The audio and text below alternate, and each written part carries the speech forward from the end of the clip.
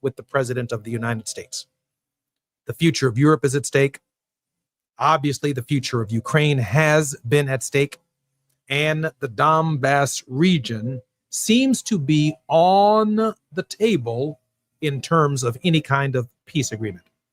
Ernest Krim III is an Emmy-nominated producer, public teacher, anti-racist educator, and hate crime victor who uses Black historical narratives to empower and educate through a culturally equitable lens. Mr. Krim, a South Side of Chicago native and University of Illinois Urbana-Champaign graduate, is a former high school history educator of 12 years who now also advocates for social justice issues and teaches Black history to the world through social media with a platform that reaches roughly 4 million people each month as of 2024. Ernest Krim III, welcome forward to the Jesse Jackson Jr. Show.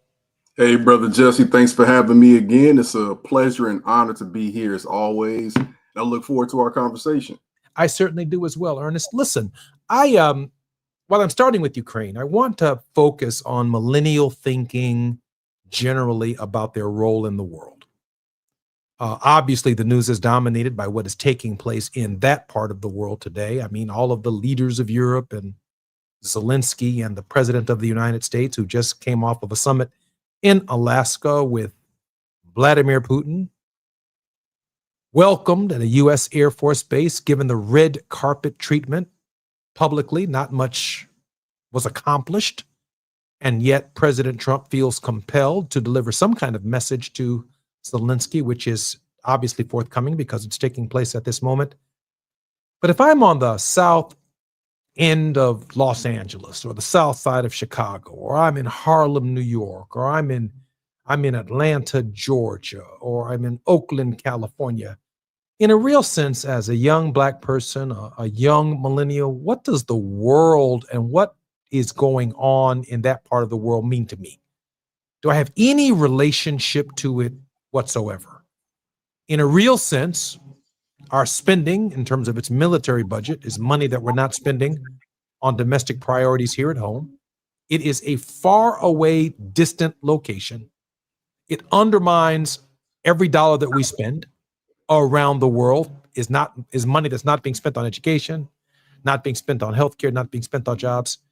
But I want to get your reflection in this moment. There's so much going on domestically that the millennials now are being asked to turn their attention to the rest of the world. Your thoughts? I think that's it right there. I think that when you think about our role in this world, as Americans, regardless of our race, I think that we are often taught directly and indirectly that we are the center of the world. And we're taught that through, of course, this lens of Eurocentrism, which places them at the center of the world. And because of the way we digest news, are exposed to news, are exposed to the world, it feels as though everything comes through us. And if it's not about us, it does not matter. And I say that to say this, I think in this generation, so as we talk, about myself being a millennial and even folks in Gen Z who grew up like right next to social media. I was introduced to social media in college, like we got Gen Z who they were there as soon as they came out the womb. I think that we become more aware of our connection to other places. And going back to your point, the question then becomes, if we have all of these issues in our neighborhoods, as you said, New York and Cali and Chicago, Illinois and Atlanta, Georgia, then why aren't we focusing on solving our issues here as opposed to getting involved in all of these other foreign entanglements? When we think about our role now, I think for this generation, what has forced us to be aware of our role is what we have seen go on the last couple years on social media in Palestine and Gaza. I think that has thrust it to the forefront because not only has this already been going on, but we're able to say and see firsthand now more than ever what our tax money has paid for. And I think in previous generations, we were kept in the dark about anything that was going on, whether it be over there, whether it be in Ukraine, whether it be in Russia. Now, because of TikTok, now because of social media, we see that. And the question that arises for many of us in this generation is, not that we want to be more aware in the sense of becoming experts on it, but how can we then channel that same energy and attention that goes to these other countries and foreign policy to what we have going on over here? And I think there's also an understanding that unless there's justice for people in other parts of the world, there can be no justice for us, because as America does abroad, we also realize that they also do here domestically as well. I'm Jesse Jackson Jr., listening to the Jesse Jackson Jr. Show on KBLA Talk 1580. Our very special guest in this hour is Mr. Ernest Krim. He is my favorite millennial, and we're going to dissect the role that millennials have and how they see themselves in the world. While you're stuck in traffic, we can at least bring you up to speed on the news of the day. You're listening to Jesse Jackson Jr. only on KBLA Talk 1580.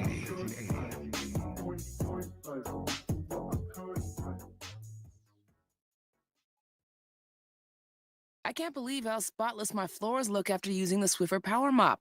No more dragging around a heavy mop and messy bucket. Now I get the same deep clean without all the work. Thanks to the powerful solution and scrubbing pad of the Swiffer Power Mop, dirt and grime don't stand a chance, and I don't break a sweat.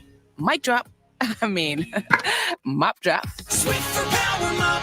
Swiffer Power Mop. A smarter way to mop. Try it or your money back.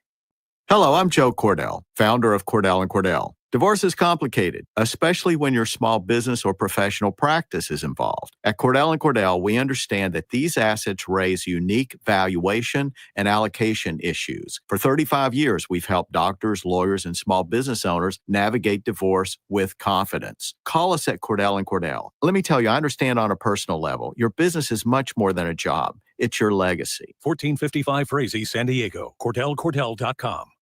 Hey, listen to this. All it needed was a new starter. Got a great deal on eBay. Did it myself. Yeah, that's cool. But how about the soft purr of an upgraded exhaust when it fits just right? For me, it's the little things, like these new windshield wipers from eBay I installed. From small fixes to big upgrades, eBay has all the parts you need at prices you'll love, guaranteed to fit every time. eBay, things people love. Eligible items only. Exclusions apply. Small businesses are the heart of America. But you don't have to go it alone.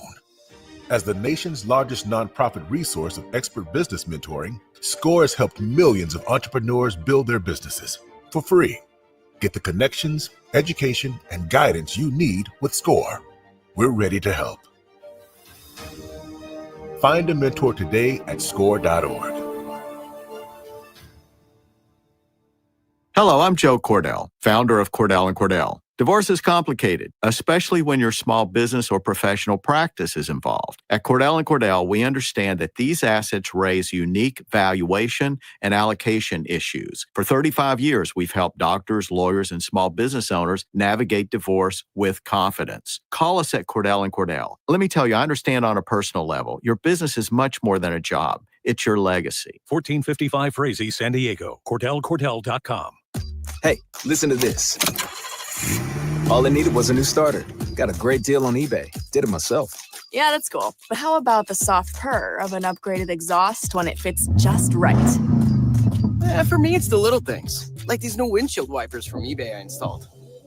From small fixes to big upgrades, eBay has all the parts you need at prices you'll love, guaranteed to fit every time. Now back to more of Jesse Jackson Jr. on KBLA Talk 1580.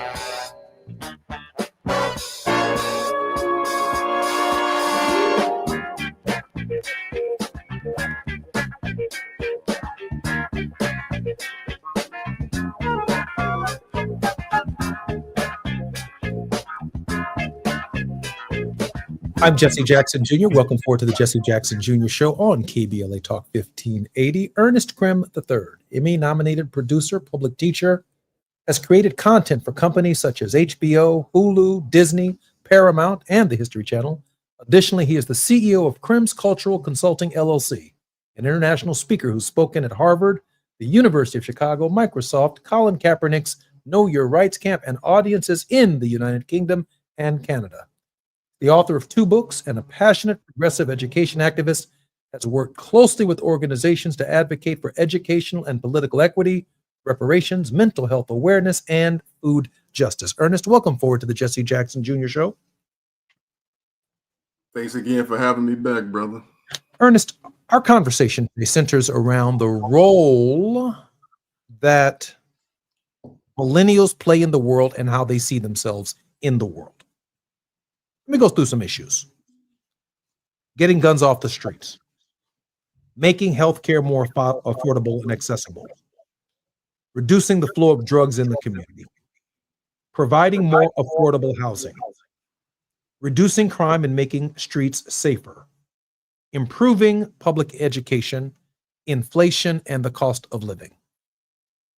I cannot find a query in Time Magazine, Newsweek Magazine, The Washington Post, or The New York Times that for millennials suggests that the war in Ukraine, or even the war between Israel and Hamas, is registering with them as critical issues that confront their lives domestically. Maybe they're learning from the news. Maybe they're paying attention to the news. My question to you, Ernest, is are they making the connection between, as Dr. King did, we are spending billions of dollars on weapons of mass destruction, but we can't find enough money to put a man on his own 2 feet right here in America?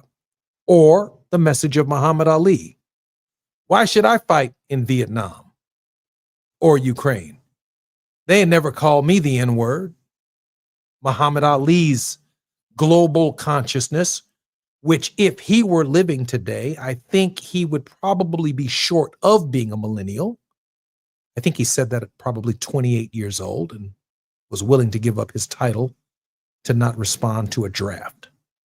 Are millennials making the distinction that our resources that we should be using domestically are being spent abroad in conflicts that do not concern them, and or should they be concerned? Oh, definitely. I think that, to quote the great artist and poet Tupac Shakur, who, in terms of being a hip hop artist, raised a lot of us as millennials. We got money for war. We can't feed the poor. It's something that we've seen time and time again. And it's not that we don't realize that these issues across the country, across the world are very pressing. But a couple things. One, we are more conscious and aware of America's role in causing these issues and exacerbating them. And we're now able to draw these connections. We're able to see that if they, again, are treating people across the world a certain way, if they are helping fund genocides across the world, then what does that mean for us here in America? I would say that even too, during the 2010s, when I was becoming more aware of my role, not just as a student of history, but as someone who was engaging in activism too, you would come across stories about how our police departments would, go to learn how to monitor and abuse us in Israel, and they would carry these same practices to our neighborhoods and our communities, for instance. I think when you see things like that, and you also see the ways in which we view people in other countries, when we are aware now of where our cell phones come from. Like, this was not the conversation 10, 15 years ago. We just wanted the latest iPhone. But as millennials here, and also too, part of Gen Z as well, now we're looking at what's going on in the Congo, and we're looking at cobalt, and we're seeing that this device that connects us cannot be possible without the exploitation of our people again. And in many ways, maybe we're a little naive in wanting the world to be a better place, and wanting to imagine a world where these conflicts don't exist, and where where everybody is able to be housed, where people are able to be fed, where the resources are redistributed within our community to help people out. Like when I travel, like I was just actually in Nashville over the weekend. And whenever I go to a new city, I'm always trying to find, local Black history and things like that. And of course, just like any large city, when you go downtown, I'm showing my kids the mural for John Lewis they have there, about getting into good trouble and how he engaged in the sit-ins when he was in college at the time. But I can't escape from the fact that as I'm going down this street named after one of our great leaders and ancestors, John Lewis, that I'm surrounded by people who are houseless on the corner. Or when I go downtown to get some food with my kids before we go back to our hotel, I'm letting them know that we have the privilege of going to a hotel, but there are people who have to sleep outside on this same street where there's a $1 million enterprise, a country music hall of fame, all of these museums and all of these different festivals that come here. These are the issues that we see. Or when we see the police, the president telling the National Guard, and he's deploying federal troops to DC and potentially Chicago and LA, not to help people out, but to harm them. So time and time again, it becomes, again, to quote another great poet from our generation that we grew up on, Nasir Jones, the hypocrisy is all I can see. And we just want something that makes sense. And I'll just kind of close out on this. I think that there's something to us being raised in this duality. When I was in high school, I did not have all of this access, but as I was growing in my consciousness in college, I'm beginning to learn Black history voluntarily. I'm teaching myself. I'm going to classes and signing up for things, and I'm reading on my own. Then Facebook comes, then Twitter comes, then Instagram comes. So I'm able to grow gradually in this. And it's because of that in some ways it's overwhelming as a millennial, because it seems as if you are overloaded and bombarded with so much information, and you want to see this world be better. You want to see America be better. You want the world to be better. But in many ways, too, when you see the connection between these troops being deployed and the meetings that Trump is having, you wonder if it's ever actually going to become a thing that actually happens. One of the reasons I enjoy engaging you is I'm learning a lot.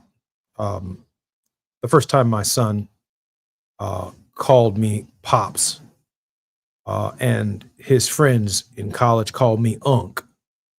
I mean, I looked at them like they were out of their minds. I mean, man, what do you mean Unc? I know Unc. And what do you mean Pops? Man, I'm your daddy, boy. I then developed an appreciation that as I round this corner at 60, that things in my space have changed relative to the generations themselves. Right? So I'm thinking in this moment, Ernest, that Dr. King often quoted the philosopher Hegel. He talked about synthesis.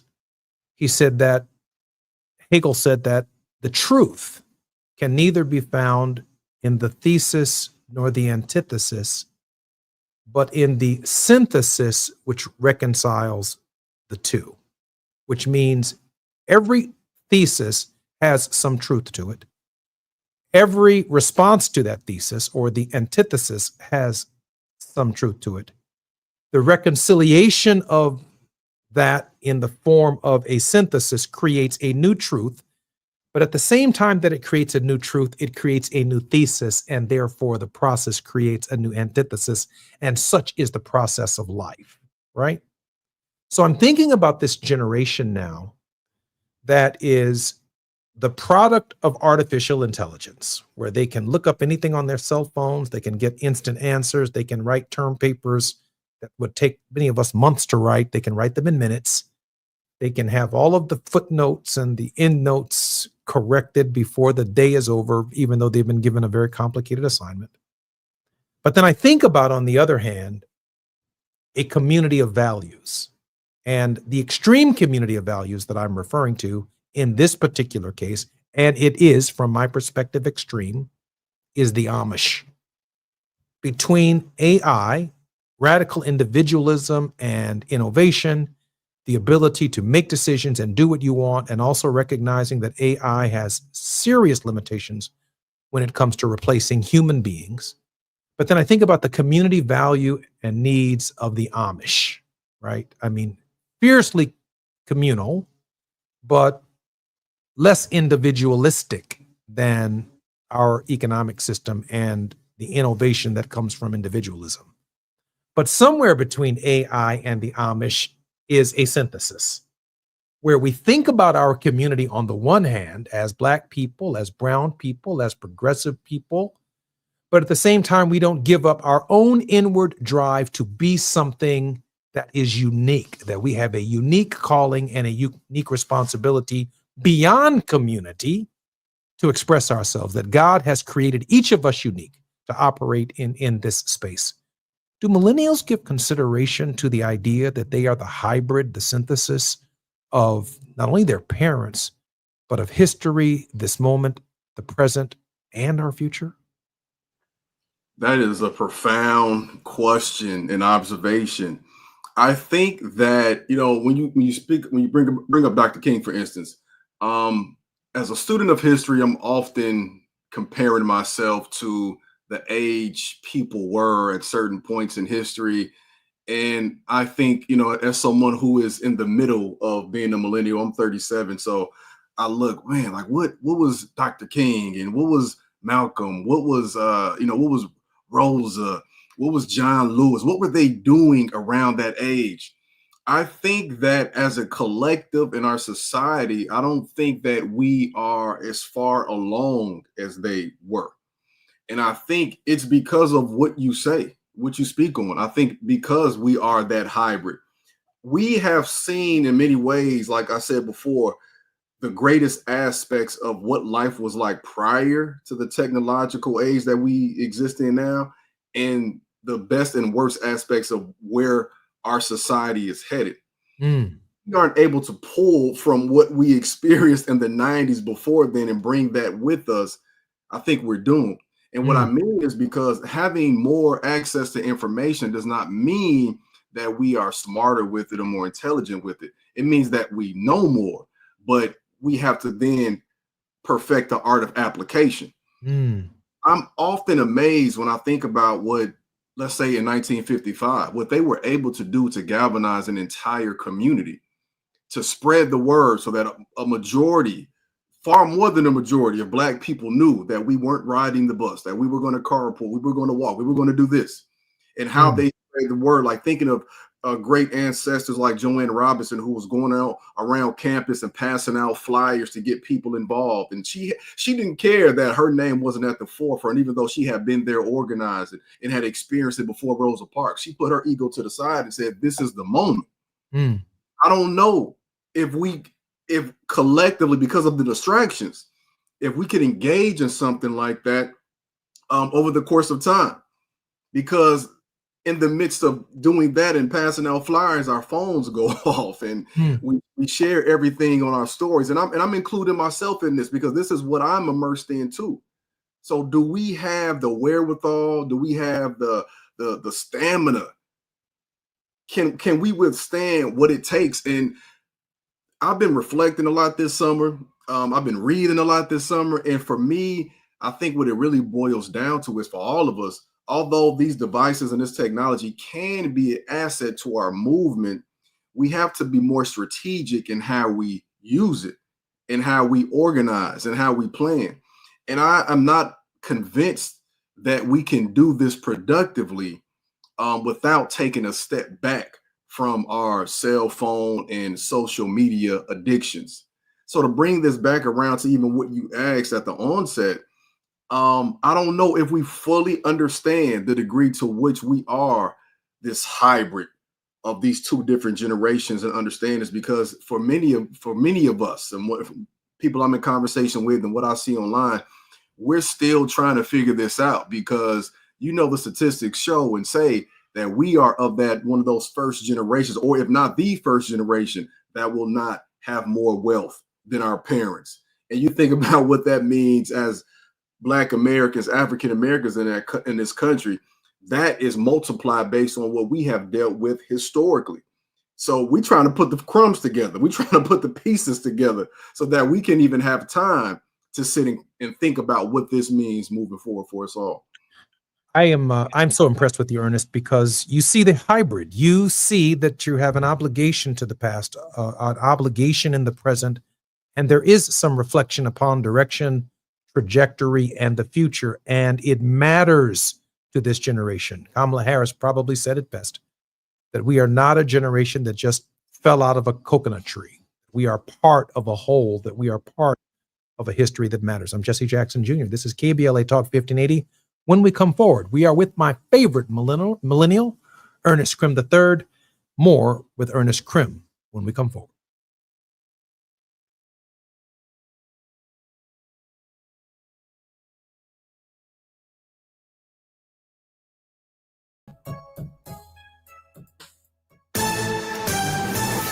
I'm Amber Payton with BIN News Now. 3 people are dead and 9 others injured after gunmen opened fire inside Taste of the City Lounge in Brooklyn, New York. NYPD calls it likely gang-related. Black Mayor Eric Adams says the violence deeply impacts the city. Gun violence of this magnitude, it really scars a community and a city. 2 victims died at the hospital, 1 at the scene, while the rest are expected to survive. Rapper Memphis Bleek is sparking rumors of new Jay-Z music. On the podcast Drink Champs, he says he's already asked Jay-Z for a verse during a recent run-in in Vegas. The two have not collaborated in 20 years, and Jay-Z has not dropped an album in 8. And the Justice Department is backing off of plans to take over D.C.'s police force. The Trump administration has dropped its order naming DEA Chief Terry Cole as emergency chief. Black Metro Police Chief Pamela Smith will stay under Black Mayor Muriel Bowser. Get BIN News Now on demand 24/7 on the iHeartRadio app. This season, San Diego is playing at home, and you are on the roster. Don't miss the Padres, Wave FC, San Diego FC, and the Blue Angels at the Miramar Air Show. Plan your trip now at sandiego.org/awesome all year. Funded in part with City of San Diego Tourism Marketing District Assessment Funds. This is the KBLA Sports Minute with Ray Richardson. We found out something about the Dodgers over the weekend. They are still a pretty good team. The Dodgers beat San Diego 5-4 Sunday to sweep the 3-game series at Dodger Stadium and build a 2-game lead over San Diego in the NL West Division. The Padres came to town Friday night with a 1-game lead over the Dodgers. Before this soul-searching series for the Dodgers, they had lost 4 straight and were 12-21 since July 3rd. The Angels scored 6 runs in the top of the 10th to beat the Oakland A's 11-5. Angels right fielder Joe Adele had 4 RBIs, including a 3-run homer. Congratulations to the Delaware State women's soccer team. The HBCU team beat Alabama A&M Sunday 1-0 for their first win in almost 3 years. Delaware State had played 35 consecutive matches without a win. Their last win was a 4-2 victory at South Carolina State on October 23rd, 2022. No debates, no speculation, just the info you need. That's your KBLA Sports Minute. I'm Ray Richardson on KBLA Talk 1580.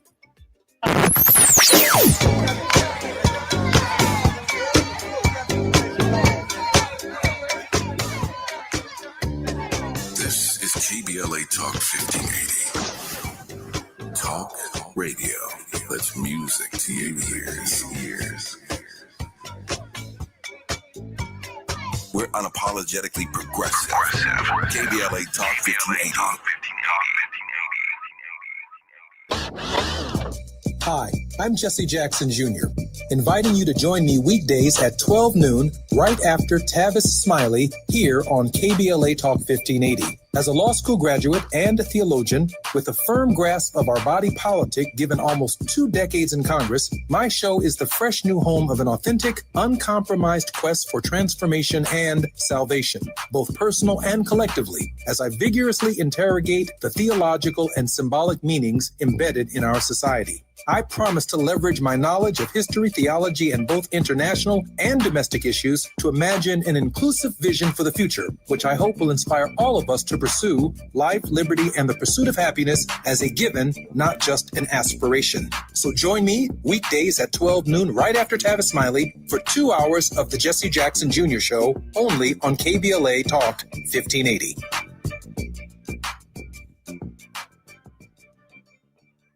During this time, it's important for everyone to know your rights. The 4th, 5th, and 6th Amendments in the U.S. Constitution protects every one of us, regardless of immigration status. The 4th Amendment requires a judicial warrant to search your home. The 5th protects your right to remain silent. And the 6th gives you the right to an attorney. Just remember, No warrant, no key. My privacy. You don't have to speak. No lawyer inside. Don't say a thing. Yeah, we all got rights. Hey, we all got rights. This is the story of the one. As a lineman, he does whatever it takes to keep the power on in his community. And he wants a partner like Grainger who does the same. Grainger offers the professional-grade products he needs, from voltage detectors to harnesses to hard hats, plus fast, dependable delivery, so he can rise to every challenge. Call 1-800-GRAINGER, click Grainger.com, or just stop by. Grainger, for the ones who get it done. An official message from Medicare. I turned 65 this year. I knew it was time to figure out Medicare, and I had questions, like when to enroll and how to enroll. So I went straight to the official source, Medicare.gov, to get the facts about Medicare. I found answers to all my questions, and I'm ready to get started. And so can you. Just go to Medicare.gov to get the real facts about Medicare. Paid for by the U.S. Department of Health and Human Services. Hello, I'm Joe Cordell, founder of Cordell & Cordell. Divorce is complicated, especially when your small business or professional practice is involved. At Cordell & Cordell, we understand that these assets raise unique valuation and allocation issues. For 35 years, we've helped doctors, lawyers, and small business owners navigate divorce with confidence. Call us at Cordell & Cordell. Let me tell you, I understand on a personal level, your business is much more than a job. It's your legacy. 1455 Frazee, San Diego. CordellCordell.com. Hey, listen to this. All I needed was a new starter. Got a great deal on eBay. Did it myself. Yeah, that's cool. But how about the soft purr of an upgraded exhaust when it fits just right? For me, it's the little things, like these new windshield wipers from eBay I installed. From small fixes to big upgrades, eBay has all the parts you need at prices you'll love, guaranteed to fit every time. eBay, things people love. Eligible items only. Exclusions apply. You're listening to Jesse Jackson Jr. on KBLA Talk 1580.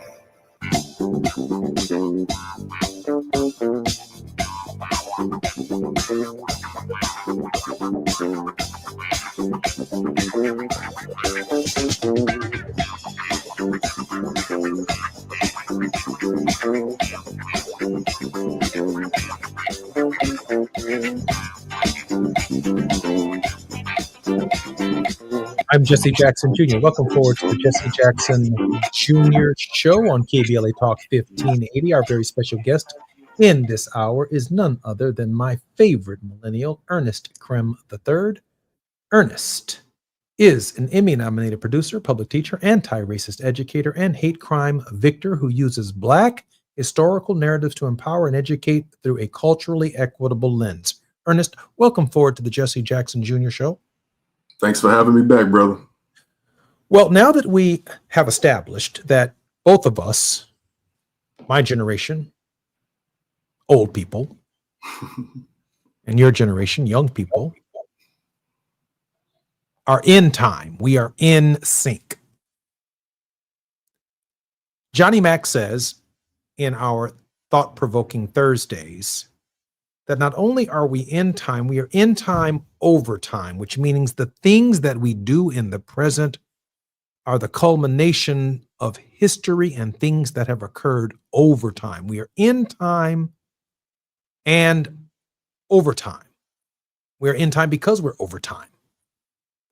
Reason I raised that question is because you mentioned 1955, but there's also what took place in 1964 and 1965. And Ernest, I know your mind has given it consideration.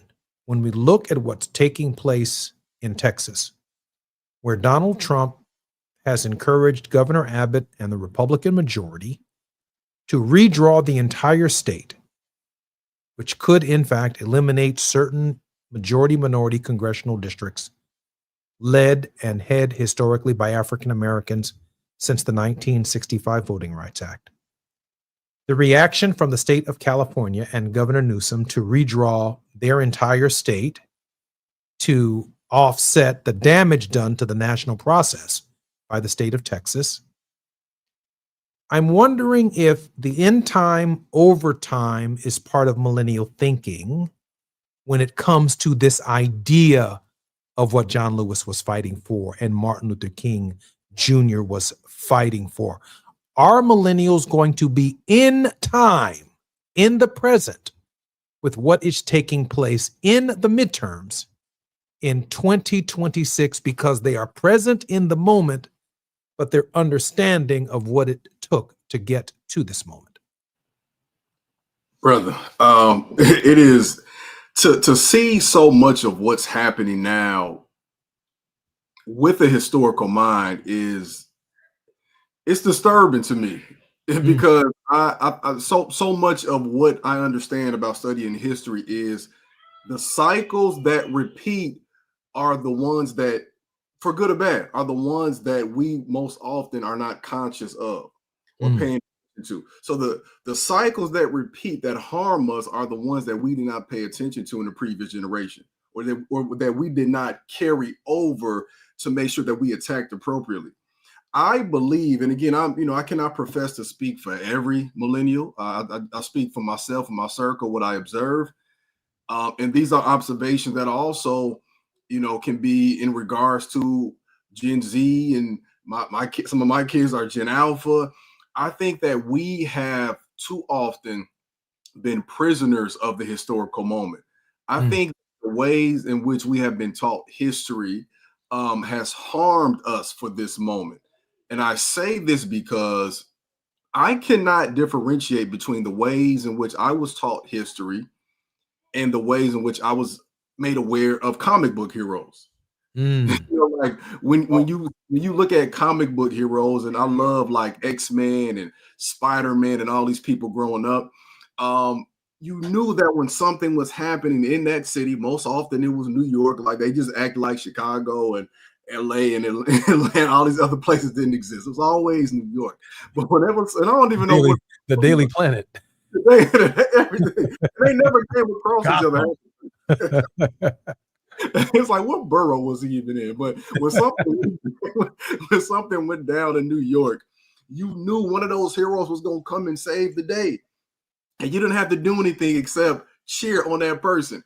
And when I think about the ways in which we were taught history, to me, it felt the same. For most often, we stopped at the end of that movement, at the end of the 1960s. We might touch a little bit on the Panthers and what happened there. We barely even discussed the 80s, but it was always just this idea that when something went wrong, there was a Dr. King or somebody like that who came to save the day. And that removes the obligation that we all have, because if we are to think that it was just him, then we will be perpetually caught in this cycle of waiting on somebody else outside of ourselves to save us, when what we need to do is collectively save us, right? It's this idea that, when people say, hey, you better save yourself right now, save yourself. Like, no, I reject that. Let's save each other. Because by me helping you, I'm helping myself. Because when I go past those homeless or houseless folks in Nashville, I have to help in some way, metaphorically, because that could be me. Like, we are, like, so many of us, the majority of us in this country are closer to that than we are to the billionaires that many of us grew up idolizing. So unless we can break it down and say Dr. King was a regular person, Malcolm X was a regular person, Rosa Parks, regular person, John Lewis, regular person, I challenge us all to go beyond even those folks and say, well, who was their inner circle? Who supported them? Who are the people in those marches that you saw them shoulder to shoulder with that we don't know? I'm gonna put some real pressure on you right here. You're 37 years old. Mm-hmm. Yes, sir. Martin Luther King Jr. was assassinated at age 39.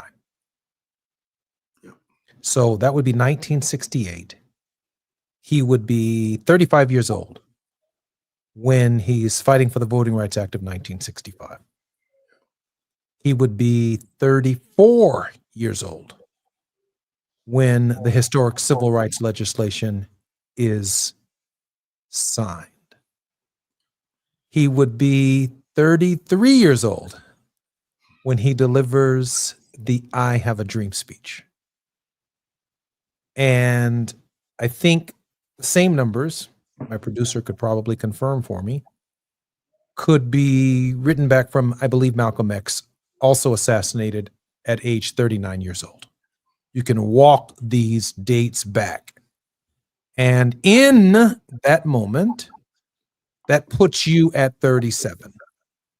Capable of, I Have a Dream, capable of fighting for Civil Rights Act, capable of fighting for a Voting Rights Act, capable of fighting for public accommodations at 37 because you are in the space that our King operated, that our Malcolm operated.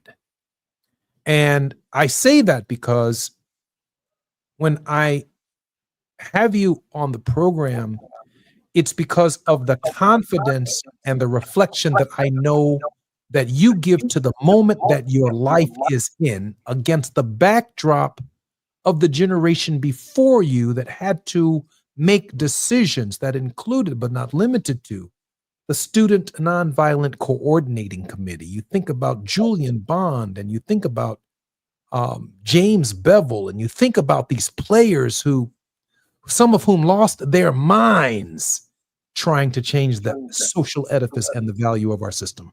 I'm Jesse Jackson Jr. You're listening to the Jesse Jackson Jr. Show with our very special guest, Mr. Ernest Krim III, on KBLA 1580. When we come forward, a couple more questions and then a word of hope from Ernest Krim. While you're stuck in traffic, we can at least bring you up to speed on the news of the day. You're listening to Jesse Jackson Jr. only on KBLA Talk 1580.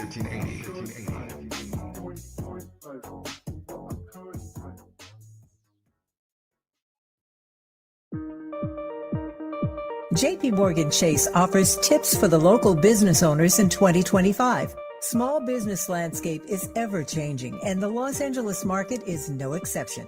A startup or legacy business, revisiting your mission statement and recalibrating offerings can renew opportunities for growth and innovations. Programs like Chase for Business Coaching for Impact gives entrepreneurs access to expert guidance, helping you streamline operations, strategize your growth, and navigate complex challenges. Businesses with a clear sense of purpose can navigate any challenge effectively, but also build stronger customer loyalty. Visit chase.com/coaching for impact for more information. This segment is sponsored by JP Morgan Chase.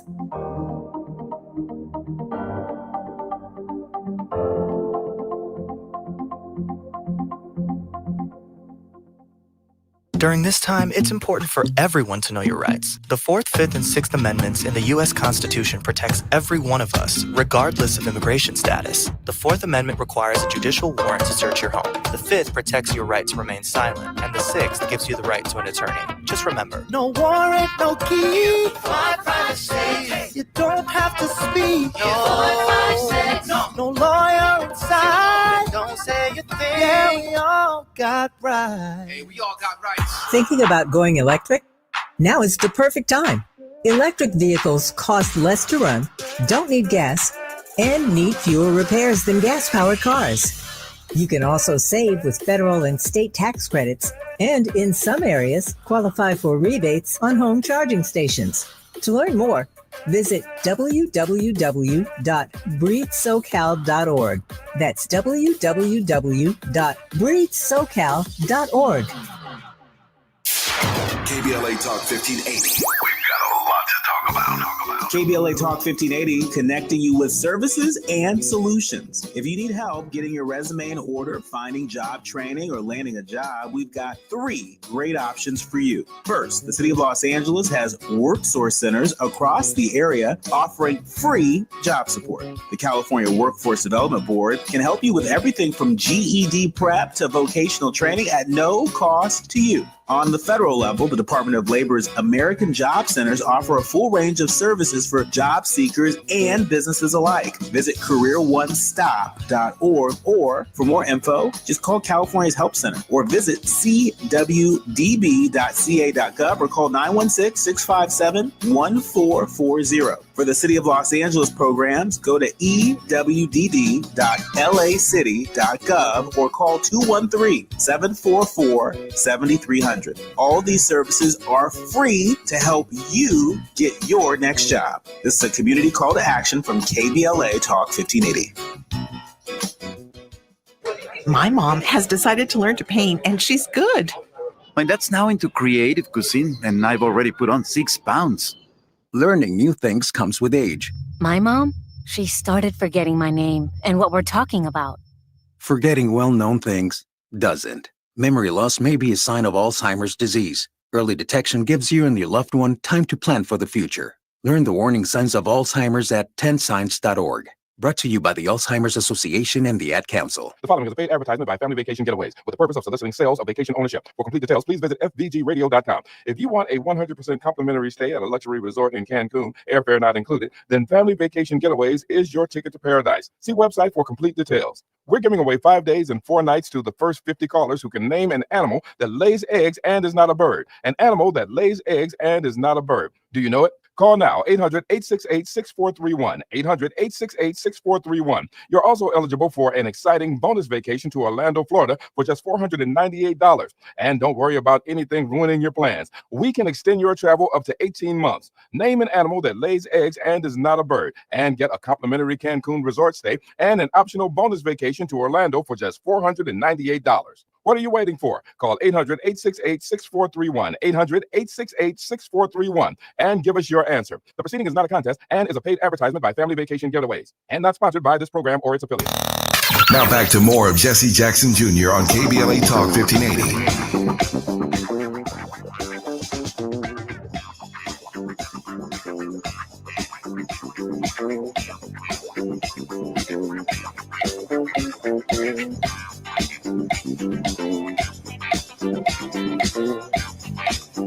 I'm Jesse Jackson Jr. Welcome forward to the Jesse Jackson Jr. Show. In our next hour, none other than Reverend Teresa Hort Owens is going to be joining us with a faith not to fall. Dr. Teresa Hort Owens is the General Minister and President of the Christian Church Disciples of Christ in the United States and Canada. She's the first person of color, second woman to lead the denomination with a priority of welcoming all to the Lord's table at God's house, just as God has welcomed us. I believe Ernest Krim is going to be with us in this hour, as he has been, at least in this next segment. And Teresa Hort Owens, who is standing by, is also going to join us in this closing segment with Ernest Krim. Ernest, welcome forward to the Jesse Jackson Jr. Show. Teresa Hort Owens, welcome forward to the Jesse Jackson Jr. Show. Teresa, I've been talking with my favorite millennial in the last hour about their obligations to the world and in the present. Teresa and Ernest, welcome both to the Jesse Jackson Jr. Show. Good to be with you, and always good to hear what Ernest is saying. I'm a follower and a fan. Dr. Owens, your thought on the millennial obligation to the present. Oh, wow. I mean, we all have, I think, our obligation to the moment and to the present. My son is a millennial. My grandson, I guess, would be 2.5. I guess that's Gen Alpha now. I'm struck by Ernest's comment about being on that cusp of knowing enough about sort of a pre-industrial or information age kind of thing where you came of age just before social media and smartphones, et cetera, and now living in a world where we just can't imagine them, and even having the view of history where you're able now, given what you do, to make those comparisons about what you would have been doing and about what other people would have been doing. I think the responsibility we have is to not let our own children suffer from the gaps in their knowledge that we may have suffered from. I'm a real unique situation. I'm at the end of the baby boom. Had a dad who made me read from the time I could read, and got books where I was reading about history and little graphic novels they were a series. Can't even remember. I have to ask him. There was one, they were little biographical graphic novels, little comic books about Harriet Tubman. I remember just reading about whatever hit her in the head that created the seizures that she had. But I was learning about those people and those things at a young age. And when I got to college and met people who, like you, Ernest, were then challenging themselves and were interested in learning, I sat back in amazement going, oh, wow, that you would have this own inner drive to know this, when for me, it's almost been a matter of not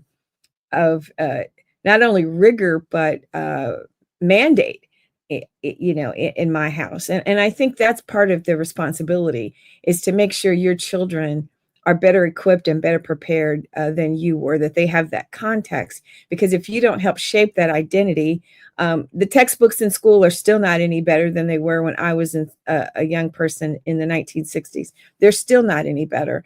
They're marginally better. We still don't have as many people of color in these schools who are equipped to do the work that we need them to do. So I think that responsibility is both a personal one, but it's also that understanding of community it is really important. And when I look at multicultural denomination like my own, the difference between basically the white communities and how African American, Hispanic, and Asian Pacific Islander people understand the church is that sense of community.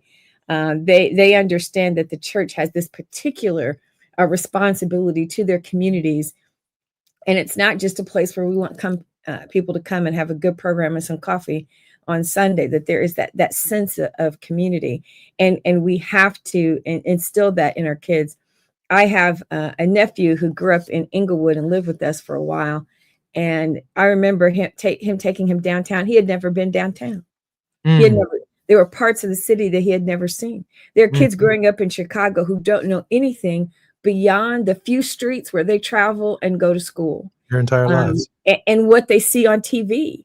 And so we've got to take some accountability. And that's what I love about what Ernest is doing, to teach those kids whose parents may not have had not even financial resources, but memory resources, right? Who may not have been exposed to certain kinds of education and aren't equipped because they weren't given the resources to frame and shape that sense of identity for their kids. So we've got to have that responsibility for children who are not of our own flesh, but kids who are of our own community, and be responsible. When I think about Ernest and his own knowledge base as a teacher, as someone who is well traveled, what elevates him above people who've never moved or lived past their neighborhoods or never been beyond their own streets is the sense of universalism, right? The exposure helps establish the foundation in a real sense of his leadership.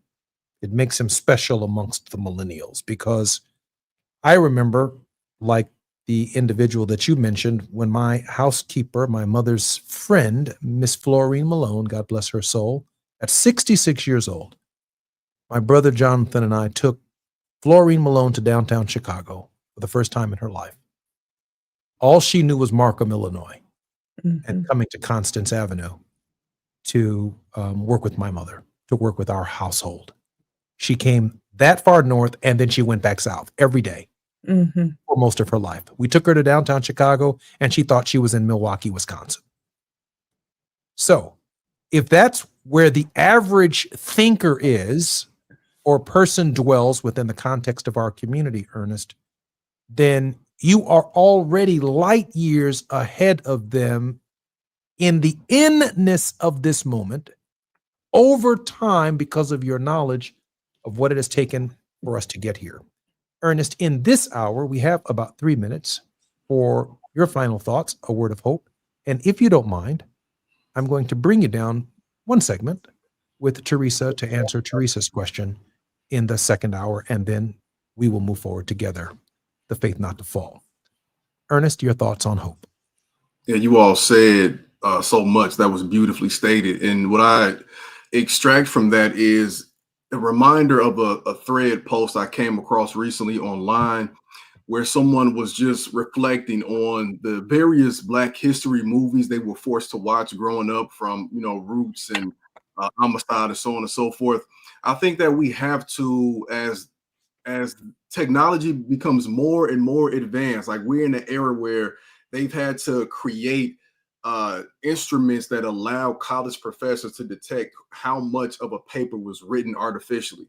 We have to pull from this and say, what do our kids need to learn? What are these soft skills, as we say, that they need to learn that they could not learn on those devices, that no amount of social media etiquette or social media followers can teach? There's a difference between seeing a TikTok on a downtown versus actually experiencing it. we have to remember that I think it'd be important for us to say, can we create a working list in each community, things that all of our children need to know and learn? And these things are possible, y'all. I want us to be encouraged with the fact that although social media in many ways can be looked at as deleterious, we have to remember that the Montgomery bus boycotts and the subsequent movement was successful because of this thing called the television. And it became ubiquitous in every household. And I'm sure there were people during that time, just like us, that said, this is the worst thing to happen to our kids. Because when you sit there, when you watch it and you're distracted and so on and so forth, but we can use it in a progressive way to achieve the change that we need. And I think that it's time for us to do that right now. I'm Jesse Jackson Jr. You've been listening to KBLA Talk 1580. When we come forward, it's The Faith, Not the Fall with Dr. Teresa Horde Owens. We will have Ernest Cream with us for just another moment when we come forward. KBLA 1580 Santa Monica. I'm Amber Payton with BIN News Now. 3 people are dead and 9 others injured after gunmen opened fire inside Taste of the City Lounge in Brooklyn, New York. NYPD calls it likely gang-related. Black Mayor Eric Adams says the violence deeply impacts the city. Gun violence of this magnitude, it really scars a community and a city. 2 victims died at the hospital, 1 at the scene, while the rest are expected to survive. Rapper Memphis Bleek is sparking rumors of new Jay-Z music. On the podcast Drink Champs, he says he's already asked Jay-Z for a verse during a recent run-in in Vegas. The two have not collaborated in 20 years, and Jay-Z has not dropped an album in 8. And the Justice Department is backing off of plans to take over DC's police force. The Trump administration has dropped its order naming DEA Chief Terry Cole as emergency chief. Black Metro Police Chief Pamela Smith will stay under Black Mayor Muriel Bowser. Get BIN News Now on demand 24/7 on the iHeartRadio app. This season, San Diego is playing at home, and you are on the roster. Don't miss the Padres, Wave FC, San Diego FC, and the Blue Angels at the Miramar Air Show. Plan your trip now at sandiego.org/awesome all year. Funded in part with City of San Diego Tourism Marketing District Assessment Funds. This is the KBLA Sports Minute with Ray Richardson. We found out something about the Dodgers over the weekend. They are still a pretty good team. The Dodgers beat San Diego 5-4 Sunday to sweep the 3-game series at Dodger Stadium and build a 2-game lead over San Diego in the NL West Division. The Padres came to town Friday night with a 1-game lead over the Dodgers. Before this soul-searching series for the Dodgers, they had lost 4 straight and were 12-21 since July 3rd. The Angels scored 6 runs in the top of the 10th to beat the Oakland A's 11-5. Angels right fielder Joe Adele had 4 RBIs, including a 3-run homer. Congratulations to the Delaware State women's soccer team. The HBCU team beat Alabama A&M Sunday 1-0 for their first win in almost 3 years. Delaware State had played 35 consecutive matches without a win. Their last win was a 4-2 victory at South Carolina State on October 23rd, 2022. No debates, no speculation, just the info you need. That's your KBLA Sports Minute. I'm Ray Richardson on KBLA Talk 1580.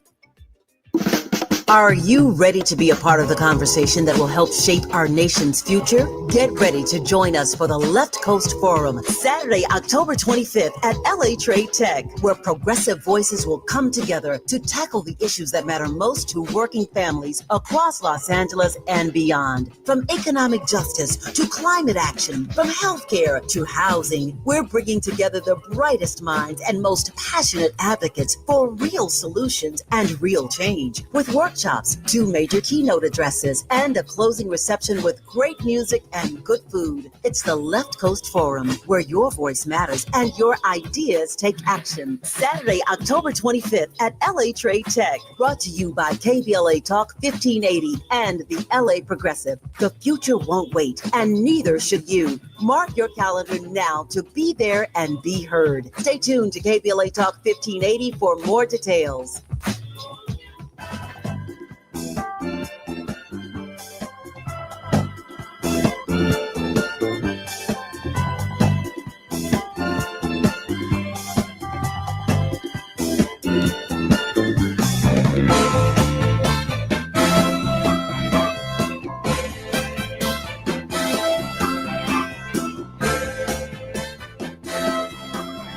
I'm Jesse Jackson Jr. Welcome forward to the Jesse Jackson Jr. Show on KBLA Talk 1580. Reverend Terry Teresa Horde Owens is the General Minister and President of the Christian Church, disciples of Christ in the United States and Canada. She is the first person of color and second woman to lead the denomination.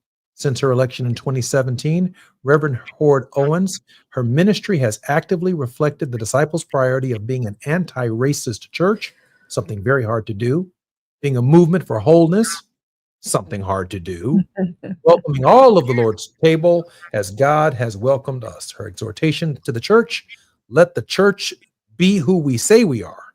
It is in being who we say we are that we are actively bear witness to God's limitless love for all.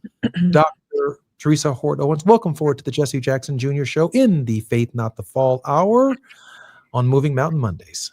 Oh, good to see you, Congressman. Always good to be here for some good conversation. I am certainly looking forward to your thoughts as we recap the week. And in this very, very brief segment, we brought our favorite millennial on down to the program to pick up on his thoughts about really this hour, this calling that is upon their generation to do what the previous generation did in terms of steering the trajectory of the nation.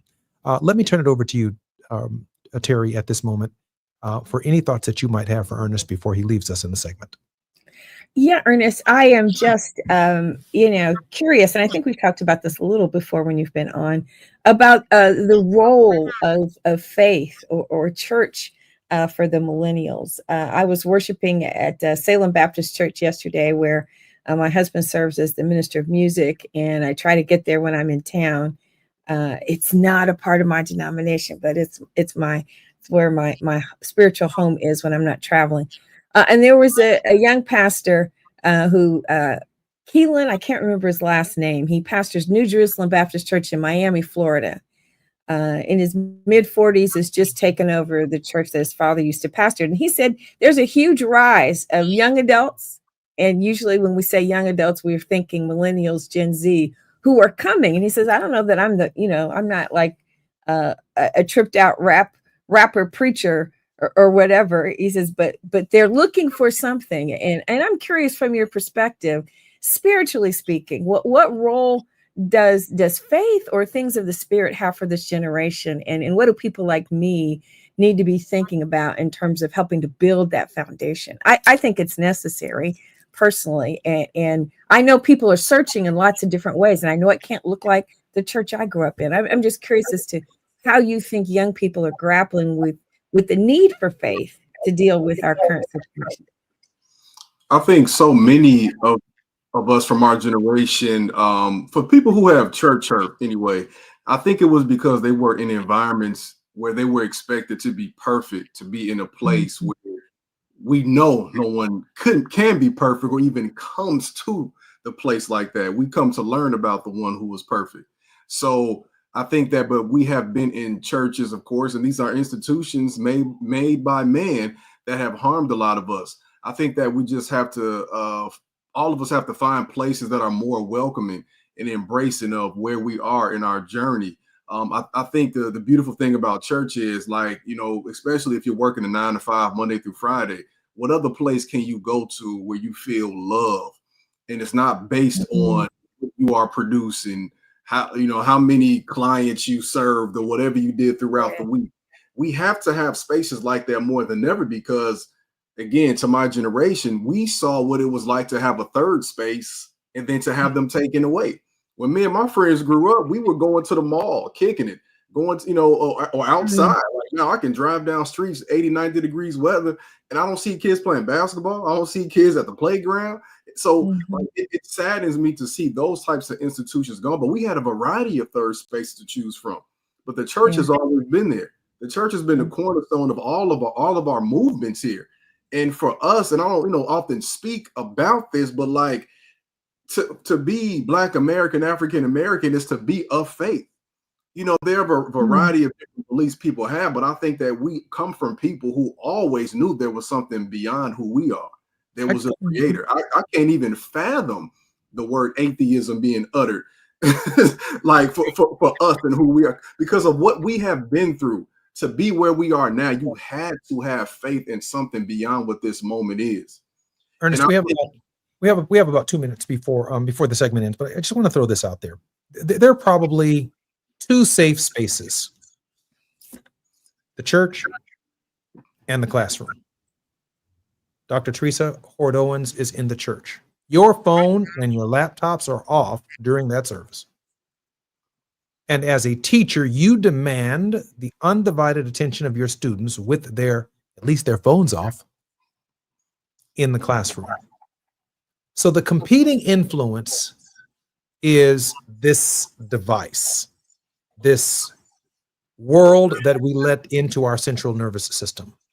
The church, we have respect for it, so we turn our phones off, and for an hour, hour and a half, maybe two, the pastor conducts a service that allows us to inculcate ourselves with the value system and to give some thought, separate and apart from all of the influences of social media.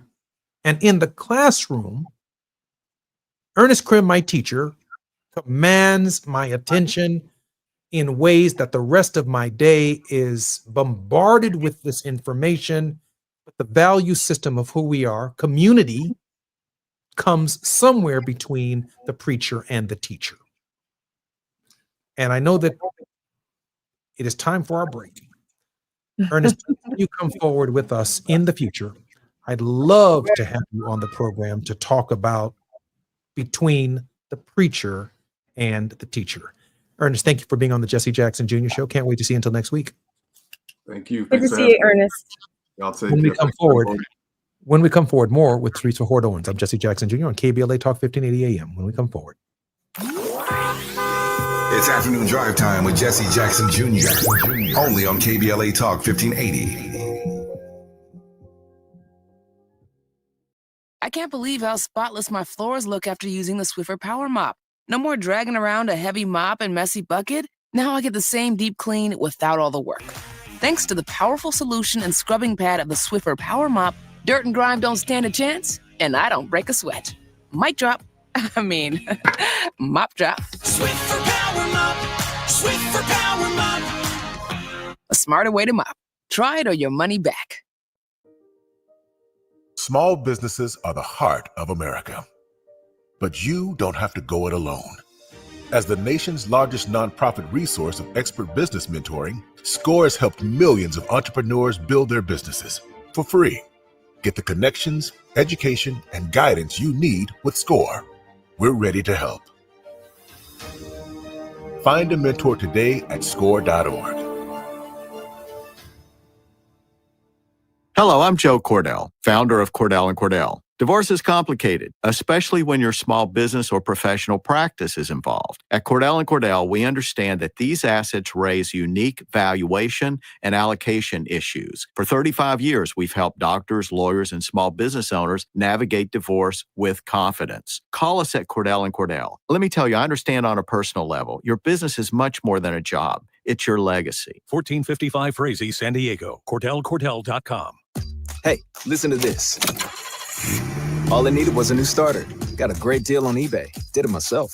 Yeah, that's cool. But how about the soft purr of an upgraded exhaust when it fits just right? For me, it's the little things, like these new windshield wipers from eBay I installed. From small fixes to big upgrades, eBay has all the parts you need at prices you'll love. Guaranteed to fit every time. eBay. Things people love. Eligible items only. Exclusions apply. Now back to more of Jesse Jackson Jr. on KBLA Talk 1580.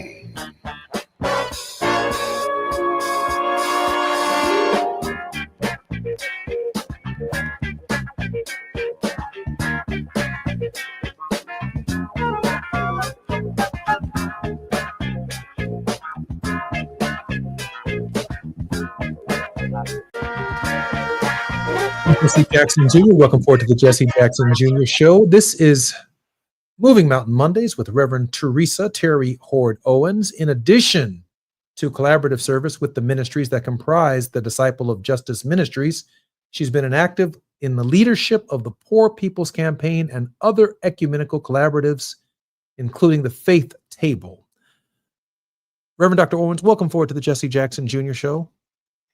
Thank you, Congressman. Always good to be here with you. I am absolutely sure that there are a host of things that you want to talk about that I never bring up. So I'm going to leave a lot of space on the program today for that to take place. But I do want to ask you the question. because I know you work very closely with Dr. William Barber. The passage of the Big Ugly Bill, expected to be law sometime after the primaries next year, can only exacerbate pain, suffering, and poverty on a scale that we have never seen. Your interpretations of what the Poor People's Campaign and what we must do collectively to confront really this evil in our space. Yeah. As you are probably aware, Poor People's Campaign and Dr. Barber's, Bishop Barber's organization, Repairs of the Breach, and National Council of Churches, people like Jim Wallace, who was a long time advocate for justice in white evangelical spaces, somebody who was really considered persona non grata by white evangelicals simply because he was advocating for justice. So many people were lobbying and advocating and in DC and marching and praying and reading scripture with senators on the steps of the Capitol. So much was going on. And I don't think people really understand the real pain that we're about to see take place. It's heartbreaking because, you know, I used to work as the special assistant to the CEO at the University of Chicago Medical Center, and that institution is the largest Medicaid provider in the state of Illinois because it's a premier research center. It also has a lot of, you know, private pay insurance, but the what do you call it, the revenue profit generator is not Medicaid. It's hospitals lose money on Medicaid. They make more money with private pay insurance. And so those people are going to lose Medicaid coverage, period, let alone access to great facilities, say on the South Side, like the University of Chicago, which now has satellite primary care and clinic facilities all across the south suburbs, the northern suburbs. They're even into northwestern Indiana. But people are going to lose access to healthcare. The idea that the only reason that you're using Medicaid is that you just don't want to work is very false. Most of the people who are on Medicaid are suffering from various disabilities. White people in larger numbers make up those who are part of what we call low wealth or poverty. There are more white people by the numbers than there are people of color. So poor white people, the very people who put Trump in office because they actually did go out and vote, are the major people who were going to suffer. In our communities, even if you have SNAP benefits, you think about, you're literally taking food away from babies. And I see people all the time in the grocery store with their little cards and their electronic benefits that are now, there's some dignity that's allowed to at least have something that looks like a credit card for you to use to pay for your food. But that's going to be diminished. But people who need the support of Medicaid to pay for life-saving medicines for children who were born with chronic illnesses that will require expensive medicines. Sometimes if you get a job, you may be working very hard and not have a job that provides you with healthcare benefits. Those people sometimes are eligible for Medicaid because they don't make enough or the job doesn't provide them with benefits. So we're not talking about people who are sitting around who just don't work. There's one senator who keeps saying, should an able-bodied 28-year-old be able to get Medicaid healthcare for free? No. And those are the people that we're talking about who will be hurt. Those aren't the people, because most of those people who are on Medicaid are not there because they want to be. They're there because their job does not provide them with the benefits, or they're not able to find a job. So we got to work on getting people jobs, as well as ensuring that the only way to healthcare is through as a job benefit. This whole idea of Medicare for all. You go to Canada, you go to parts of Europe, they cannot believe the way the United States deals with Medicare. So this horrible, awful bill, as we call it, is going to create lots of pain for people who need life-saving medicines, for people who, as I'm diabetic, I'm not as dependent on certain kinds of insulin, on mealtime insulin, as I used to be, thank God. But the the overnight insulin, Lantus, that a lot of people take. It's a long-acting insulin you take overnight. Without medication, that costs $1,000 a month. $1,000 a month. So if you don't have any kind of Medicaid or any kind of coverage, and you have diabetes, you're going to look at me and say, oh, you don't deserve that because you don't work, or I'm sorry, you can't afford it. Too bad, so sad.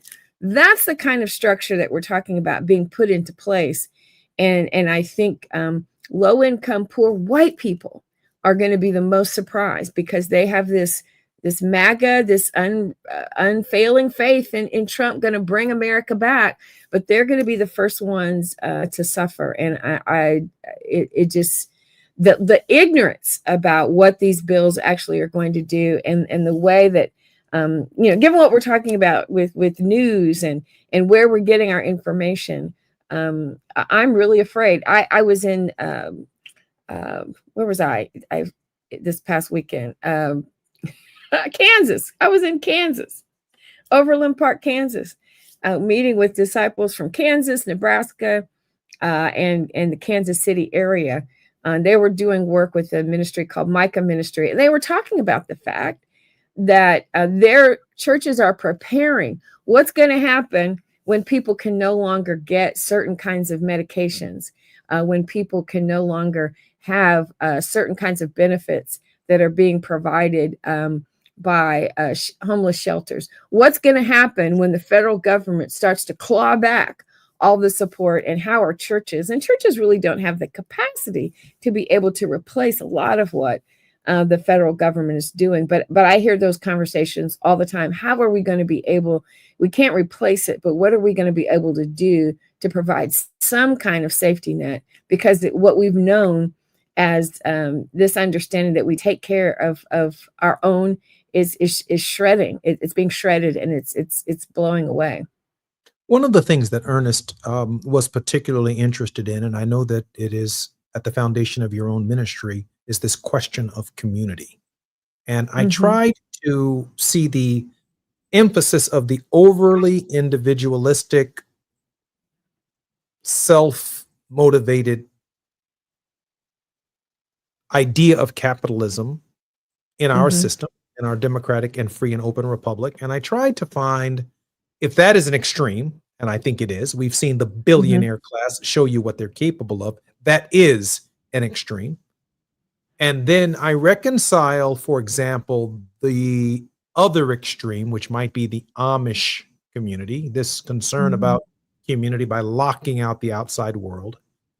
And in the hybrid, in creating a balance between the over-individualistic and the narrowly community-focused individual, there is this hybrid. There is this space where we can exist. Towards that end, it seems to me that in the absence of some of these programs, some activists that I've heard give speeches on radio, on television, certainly on social media, start talking about we must do more for ourselves, that the absence of these facilities are going to probably restart the profession of home visits from doctors, of churches assuming more responsibility for providing some basic care and assistance on Sunday mornings. Sometime after service, there will be medical professionals who attend the church available to check your blood pressure, to check and see if you need more critical care. That somewhere in the removal of the social safety net, that we're going to have to turn to community and to the church in ways that we haven't as a source of basic social services. Madam President. Oh, absolutely. And you see churches already doing that here in Chicago. Is it New Covenant, Stephen Thurston? They're doing some work with a local healthcare system. Salem is always opening its doors for those kinds of clinics, be it blood drives or vaccines, or my little congregation that I used to pastor in Downers Grove would have folks doing BMI checks and other healthcare kinds of things as as part of the back to school fair, not just giving out book bags filled with supplies, but social services that families needed, getting those professionals to come. I think you're absolutely right. And particularly in communities of color, The church was always that place when we didn't have access to those services. The tutoring for young Black boys that's been going on at Salem and Progressive, recognizing, as Jawanza Kunjufu always talked about, that third grade. By the time young boys get to fourth grade, they either have the fire for learning or they're lost. That was always a really important aspect for him, that where the church has stepped in. And with Black history, it's one of the things I'm thinking about. How can our churches, how can I participate? When I'm on the ground with local churches, I'm so afraid that if you take away things like the Smithsonian Museum of National American History, African American History and Culture, if that goes away, if kids are not being taught this in classrooms, the church is going to have to step up in the Black community and make sure that they have access to those books and that history. There are so many situations where young Black women are not getting prenatal care, and we've got to find a way to be that safety net wherever we can. Vaccinations, bad information about whether vaccines are safe. If insurance isn't going to cover certain vaccines anymore, how are we going to provide all this? It's terrifying. And in the midst of all this, keeping our faith and keeping a sense of hope that somehow God will not let us fall. My friend Tracy Blackman, who's a minister in the United Church of Christ, made a post last week where she said, the devil will eat his own. She said, don't worry about these people that are perpetrating this kind of humanity, this horror against humanity. The devil will eat its own. But in the meantime, we still have to continue to take care of one another. I have a friend, you may know of him, Woody Myers, who in Indianapolis. I used to work for Woody when I was at Anthem. That's how I started there. He was the VP of Medical Affairs, and we built a medical data warehouse. That was my role on his team. And from there, I went to become the head of all of data management at Anthem after he had left.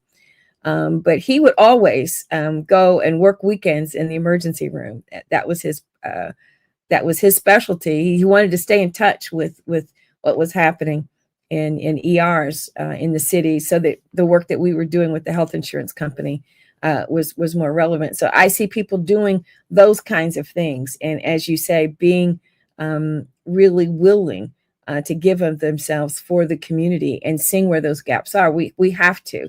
You were talking about the Amish. I saw something on. It was a YouTube documentary. I mine YouTube for all kinds of information these days, but it was. It's a great storage center for lots of stuff that you wouldn't think is there. But this one Amish man said, it's not that we don't want cars. It's not the technology that keeps us away, but they're making the decision that says, if I have a car, I might choose to live so far out that I'm not available to my community, and my community is not available to me. And as you said, they're on the end of one extreme in terms of what community means. But the very thought that we think, am I available to my community? The distance or the gifts that I have, how available am I to my community? And how much do I value that in terms of the decisions that I make? I think that's certainly something for us to think about. Madam President, I have a friend who is a distinguished cardiologist, and he says he now knows what Jesus was doing for the 30 years that the Bible does not tell his story. He said he was in medical school. Yeah. I said, medical school? He said, yes. He was studying ophthalmology. He gave sight to the blind. He was someone who had knowledge of issues of blood. So he was a blood doctor and a blood donor. He understood A, B, and O. He said he was a psychiatrist. Shame, blame, guilt, resentments, and regrets are things that he focused on, and he advanced the idea of forgiveness and love and mercy as ways around the cycle associated with shame, blame, guilt, resentments, and regrets. He had the power to raise someone from the dead. He said he was a funeral director, and he was someone who could make judgments about whether or not the vital signs of an individual were terminal or whether or not they were revivable. And he had these series of cures, including but not limited to baptism, like a good bath and getting fresh. He just went through just about every story that suggests a medical education. And it seems to me, given all of the pain and suffering, emotional as well as physical, that we're going to suffer as a community, we're probably going to have to look at the idea of the role that we will be playing when the dialysis centers close. The role that we're going to be playing when chronically and critically ill people cannot get access to the clinics that are in our community, regardless of their race, their sex, their class, that the church might have an opportunity, Madam President, to redefine itself in this critical area. Yes. Jesse Amen. Jackson Jr. will come forward more with the General President of the United Disciples of Christ, Terry Hort Owens, when we come forward on KBLA Talk 1580. It's afternoon drive time with Jesse Jackson Jr.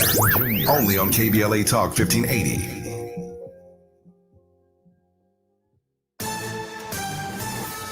I'm Amber Payton with BIN News Now. Black Baltimore Mayor Brandon Scott says the city has cut 3,500 vacant properties since 2020, now down to about 12,500. Speaking at the Maryland Association of Counties conference, he highlighted the $3 billion Refrain Baltimore plan with Black Governor Wes Moore's administration and private developers to eliminate the rest over 15 years, though challenges like rising homelessness remain. Atlanta rapper Young Thug will have nearly $150,000 in cash, luxury cars, and jewelry returned after they were seized in his 2022 gang and racketeering case. His attorneys argued prosecutors missed the 60-day deadline for a civil forfeiture hearing. He will not get back the guns or YSL-themed jewelry. And a new plaque in Troy now honors Black soldiers who fought in the Civil War. The Ohio historical marker was unveiled Saturday at Riverside Cemetery, where 20 of those veterans are buried. Get BIN News Now on demand 24/7 on the iHeartRadio app. This season, San Diego is playing at home, and you are on the roster. Don't miss the Padres, Wave FC, San Diego FC, and the Blue Angels at the Miramar Air Show. Plan your trip now at sandiego.org/awesome all year. Funded in part with City of San Diego Tourism Marketing District Assessment Funds.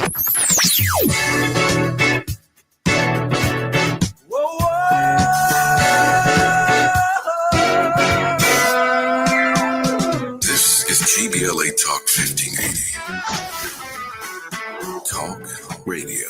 That's music to your ears.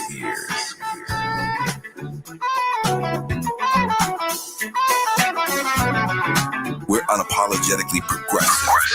KBLA Talk 1580. We've got a lot to talk about.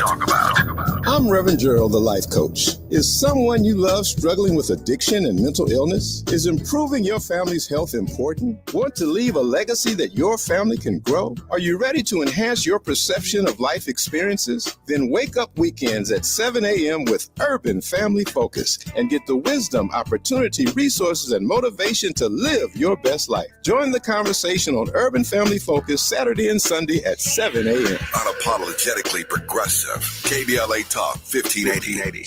We've got your black. During this time, it's important for everyone to know your rights. The 4th, 5th, and 6th Amendments in the U.S. Constitution protects every one of us, regardless of immigration status. The 4th Amendment requires a judicial warrant to search your home. The 5th protects your right to remain silent. And the 6th gives you the right to an attorney. Just remember, No warrant, no key. My privacy. You don't have to speak. No lawyer inside. Don't say your thing. Yeah, we all got rights. Hey, we all got rights. Hey, it's Matt, your leaf filter trusted pro. Gutters are an often neglected part of the home. They're also one of the most important. Clogged, overflowing gutters can cause serious problems like foundation damage or basement flooding, which can cost thousands of dollars to fix. Let's face it, cleaning gutters yourself is not only a hassle, it can be dangerous. But when you get Leaf Filter, you'll never have to worry about cleaning clogged gutters again. Get started today by visiting leaffilter.com/deal to schedule your free inspection. If you decide to move forward, we'll professionally clean, realign, and seal your gutters before installing our patented stainless steel micro mesh system. Leaf Filter keeps out everything but the water. And it's backed by a lifetime transferable no clogs warranty. So you're protected for good. We're in your neighborhood and ready to help. Visit Leaf Filter today for a free inspection and estimate, and you could save up to 30%. Visit leaffilter.com/deal. That's leaffilter.com/deal. Hello, I'm Joe Cordell, founder of Cordell & Cordell. Divorce is complicated, especially when your small business or professional practice is involved. At Cordell & Cordell, we understand that these assets raise unique valuation and allocation issues. For 35 years, we've helped doctors, lawyers, and small business owners navigate divorce with confidence. Call us at Cordell & Cordell. Let me tell you, I understand on a personal level, your business is much more than a job. It's your legacy. 1455 Frazee, San Diego. CordellCordell.com. Hey, listen to this. All I needed was a new starter. Got a great deal on eBay. Did it myself. Yeah, that's cool. But how about the soft purr of an upgraded exhaust when it fits just right? For me, it's the little things, like these new windshield wipers from eBay I installed. From small fixes to big upgrades, eBay has all the parts you need at prices you'll love. Guaranteed to fit every time.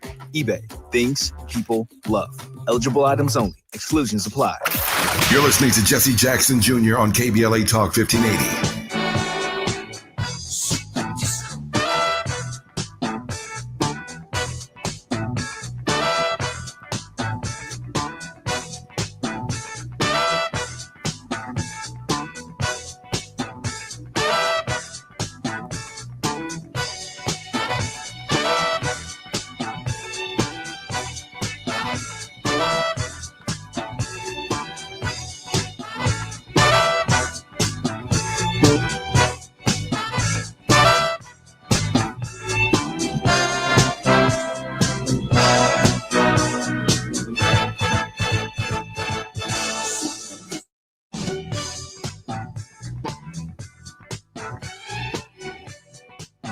I'm Jesse Jackson Jr. Welcome forward to the Jesse Jackson Jr. Show on KBLA Talk 1580. You are listening to Moving Mountain Monday.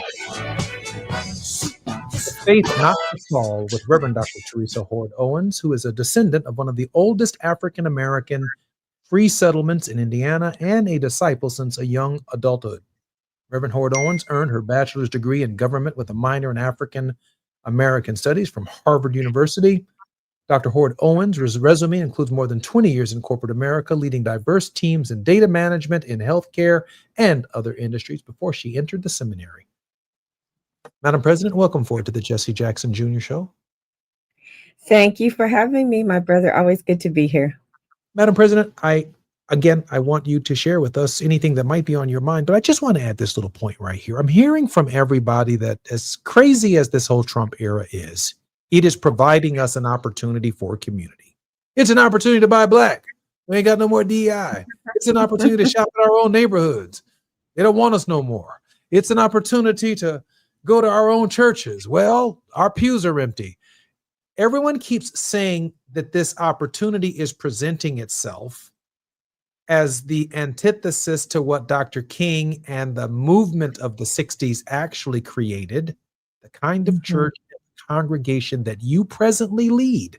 I mean, you are the first African-American woman, the second woman to lead a major multicultural denomination where 80% of its members are white.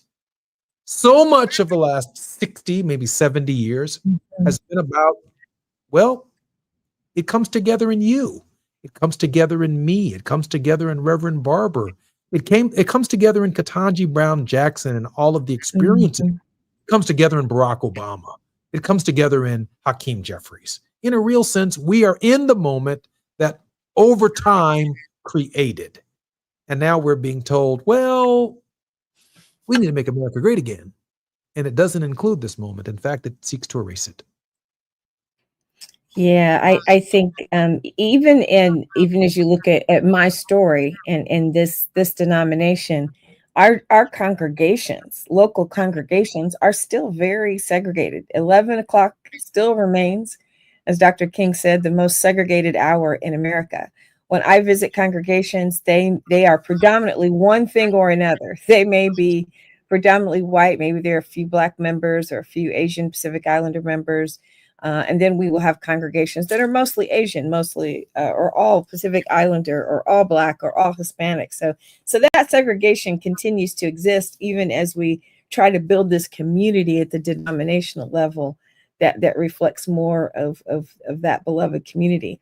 I think while this, buy black, it's like I don't go into Target. I've been into Target for a long time. I'm trying to keep up with the list of their, Walmart, all these things. We don't go to Sam's Club anymore. I'm doing Costco. We're all trying to, be socially responsible in that sense. But if we keep too much to our own little corners, we will miss the bigger danger that's happening. And that's what's happening in DC with the legislature and what the challenges that we have in terms of how we affect policy and how we affect laws that are happening. Who we elect is very, very important. Having people, you were once my congressman, and I will say here that I hope you will once again be my congressman. I still live in the 2nd Congressional District. It matters who I choose. It matters who the alderman is here in Calumet City where I live. It matters who the dog catcher is. I lived through the whole drama that was Tiffany Henyard in Dalton. I don't know if you were paying any attention to what was happening when there was such hope people had. Oh, this young Black woman, youngest Black mayor, and she just totally went off the rails. No sense of ethics or responsibility. And I watched that drama up close. She was the Thornton Township supervisor. I live in Thornton Township. I paid attention because this woman handles money in terms of what social services are going to be provided to senior citizens in our township, all sorts of things. If we don't pay attention, and people in Dalton, which is predominantly Black, weren't paying attention until some of that was being threatened. They started showing up at their local town hall meetings. They showed up at the Thornton Township open meetings. And she was actually doing what Trump was doing, using the police to block people from coming to the microphone, taking the keys away so that the city council of Dalton couldn't even meet in their own city hall because she ordered it closed. And they had to find other places. But if we're not paying attention day by day on a local basis as to what's happening, and we can get so, we're so earthly bound. Sometimes we're so heavenly bound that we're no earthly good.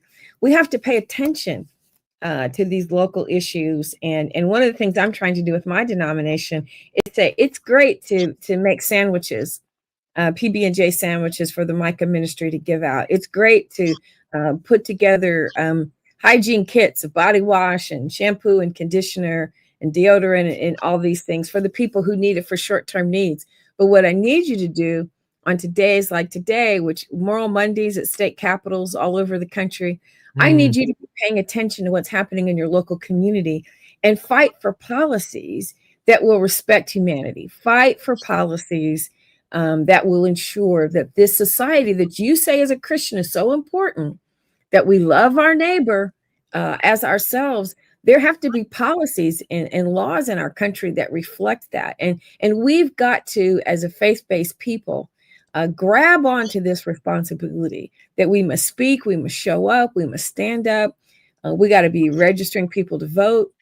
I'm involved with the Faiths United to Save Democracy, Barbara Williams Skinner and Jim Wallace and Sojourners, the African American Clergy Network.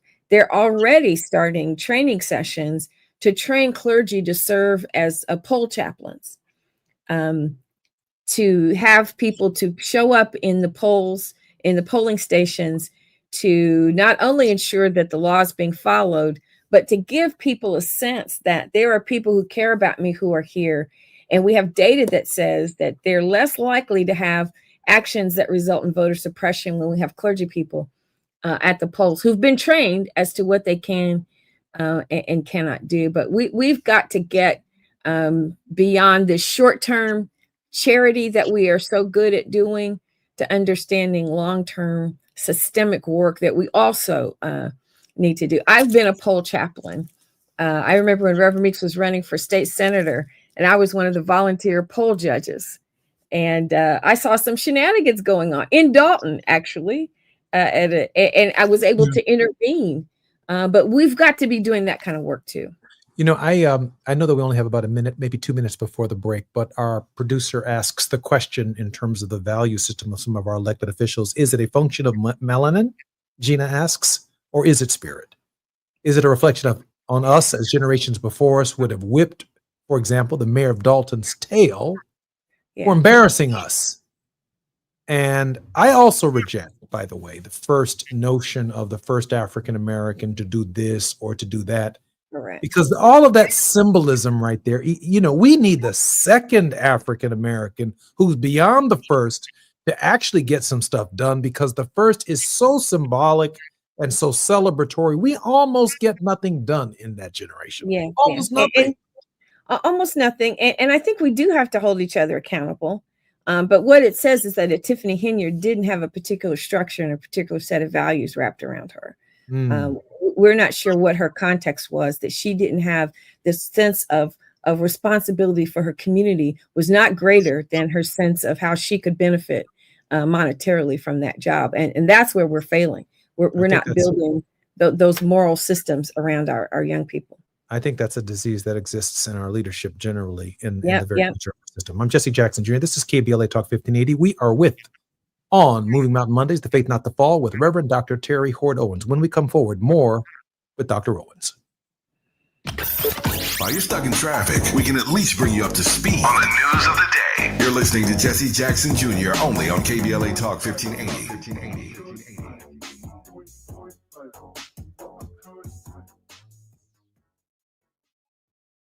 During this time, it's important for everyone to know your rights. The 4th, 5th, and 6th Amendments in the U.S. Constitution protects every one of us, regardless of immigration status. The 4th Amendment requires a judicial warrant to search your home. The 5th protects your right to remain silent, and the 6th gives you the right to an attorney. Just remember, No warrant, no key, my privacy. You don't have to speak. No lawyer inside. Don't say a thing. Yeah, we all got rights. Hey, we all got rights. It's been said that when someone you love has Parkinson's, you have Parkinson's. The Parkinson's Foundation knows that the disease doesn't just affect the diagnosed. It affects everyone who supports and helps care for them. If you have questions, the Parkinson's Foundation has answers We can help you understand the disease and give you tips for living a better life. Find your answers at parkinson.org or call 1-800-473-4636. The Parkinson's Foundation. Better lives together. Oh, these polymers aren't as flexible as batch K3. Researcher Laurie is stretched thin. Did you get the vulcanization analytics from V66? Oh, wait, are these rubber scores from last week? She needs to hire new lab technicians so she can bounce back into her old self. I need Indeed. Indeed you do. Our matching platform lets you spend less time searching and more time connecting with candidates. Redeem your $75 credit at Indeed.com/credit. Terms and conditions apply. KBLA Talk 1580. We've got a lot to talk about. KBLA Talk 1580 reminds you, when we fight, we win. The Youth Justice Coalition is challenging America's addiction to incarceration and discrimination. YJC works to dismantle policies leading to mass incarceration, law enforcement violence, and the school-to-prison pipeline. Their approach, transformative justice, community intervention, free LA high school, legal defense, and system monitoring. YJC promotes safety without relying on prisons. Their goal, prevent system contact and help people exit the system through direct action, advocacy, and education. Want to get involved or need help? Call 323-235-4243. That's 323-235-4243. Join YJC in creating change. When we fight, we win. KBLA Talk 1580, your voice for justice. This is a community call to action from KBLA Talk 1580. Are you ready to be a part of the conversation that will help shape our nation's future? Get ready to join us for the Left Coast Forum, Saturday, October 25th at LA Trade Tech, where progressive voices will come together to tackle the issues that matter most to working families across Los Angeles and beyond. From economic justice to climate action, from healthcare to housing, we're bringing together the brightest minds and most passionate advocates for real solutions and real change. With workshops workshops, 2 major keynote addresses, and a closing reception with great music and good food. It's the Left Coast Forum, where your voice matters and your ideas take action. Saturday, October 25th at LA Trade Tech. Brought to you by KBLA Talk 1580 and the LA Progressive. The future won't wait, and neither should you. Mark your calendar now to be there and be heard. Stay tuned to KBLA Talk 1580 for more details. If you didn't think skipping breakfast was a big deal, you'd be right. Before. But now, Wendy's has Buck Biscuits. We're talking sausage, egg, and cheese biscuit, bacon, egg, and cheese biscuit, or even the Honey Buddy chicken biscuit for just $1 each. Seriously, you can get all 3 if you want. They're just $1, so you'll never skip breakfast again. If you're smart. Breakfast for $1? Gotta be Wendy's. Limited time only. Price and participation may vary. Limit 5 qualifying items per transaction. Not valid in a combo while supplies last. Now back to more of Jesse Jackson Jr. on KBLA Talk 1580.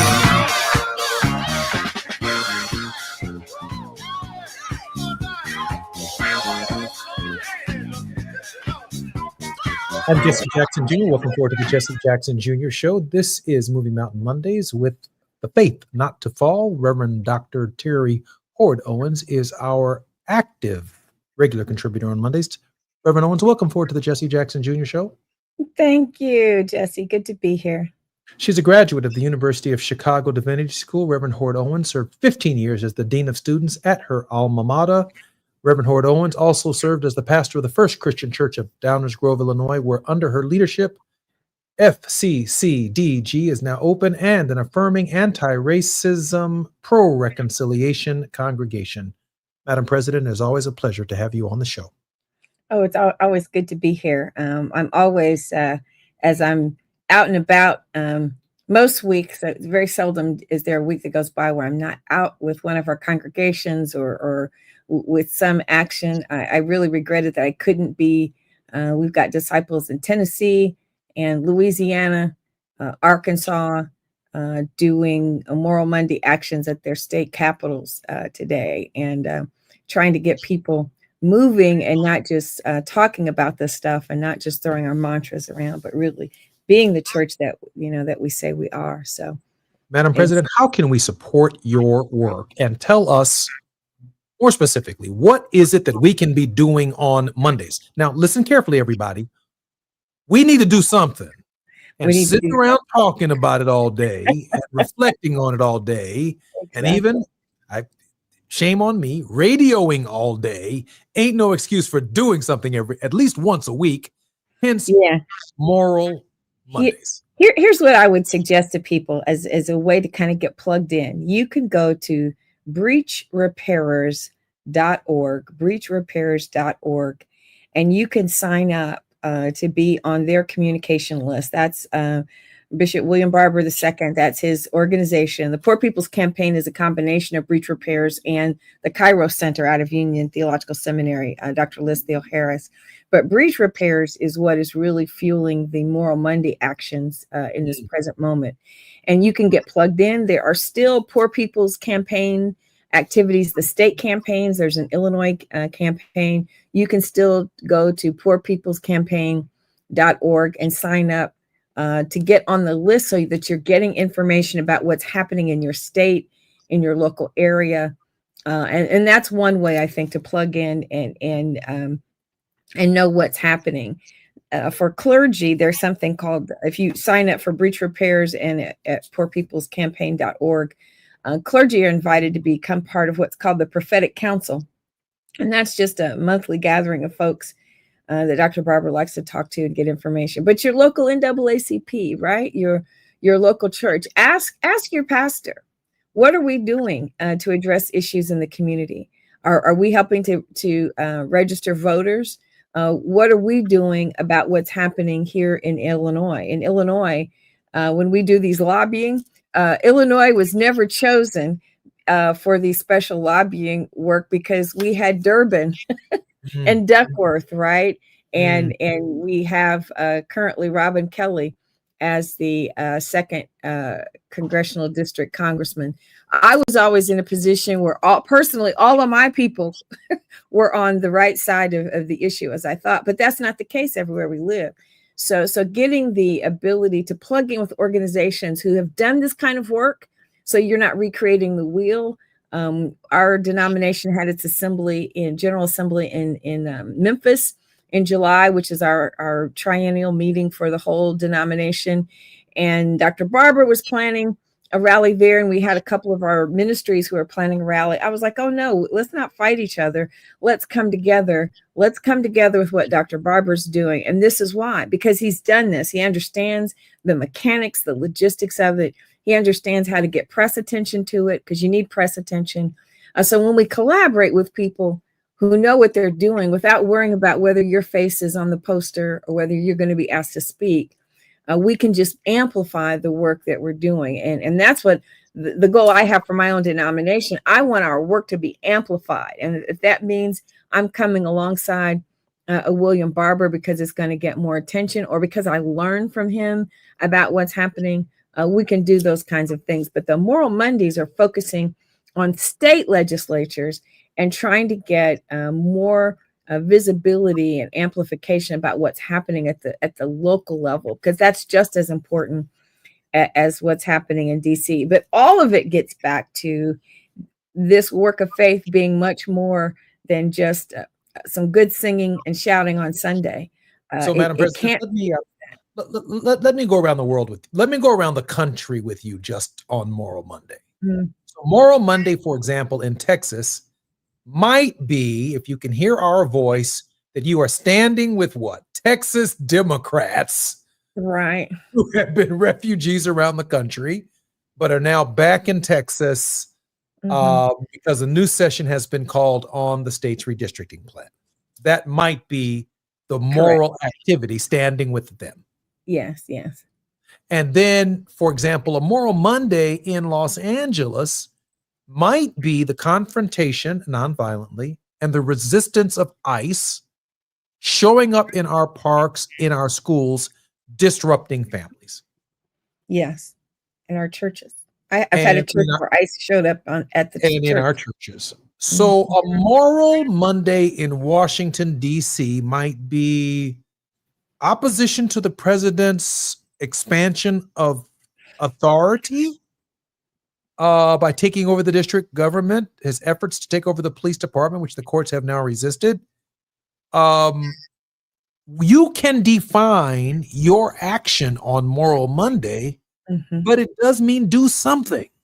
Yes, it means do something, and it means there is still, and we have a lot of churches out there, Black, Hispanic, and otherwise, who still think that Christians are not supposed to be operating in this public space, that we're politics and we shouldn't be engaged. And a lot of what I do is trying to convince people otherwise by going to the text. And as we were talking earlier, that's a good theory. Jesus was in medical school, getting ready for the work that he needed to do. But Jesus was out there. People came to Jesus because he was getting things done. I don't think Jesus would have been as effective, quite honestly, had he not been doing some healing along the way. He was engaging in miracles. If he had just been talking, who knows who would have, people made their way to him because they said, he's healing. It works. It works. Whatever he's doing, things are changing.